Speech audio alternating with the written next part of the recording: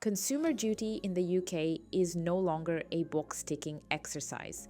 We're now well past the initial implementation deadline, and the FCA has been very clear about what comes next.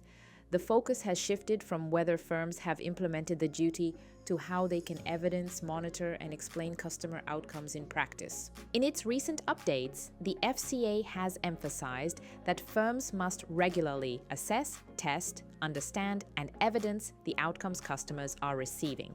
Importantly, supervisory attention is now on evidence and insight, not simply documentation of activity. Outcomes monitoring is expected to sit inside governance, risk management, and product oversight, not alongside them. This is where many mid-sized firms feel the strain. They face the same regulatory expectations as the largest insurers, but often operate with legacy modeling tools, manual data processes, and platform constraints.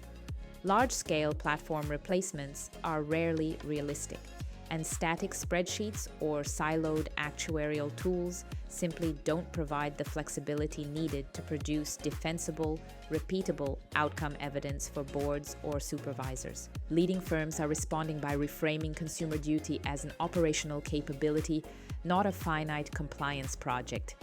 That means governing assumptions properly, applying consistent decision logic across channels, and being able to explain clearly and traceably how outcomes were formed. Crucially, this doesn't require ripping out core platforms. Instead, firms are adopting a more targeted approach, centralizing outcome modeling in a shared analytical foundation, sometimes described as an analytics fabric, that feeds advisor journeys, digital channels, and internal reporting from the same source of logic. This matters because consumer duty does not assess outcomes in isolation.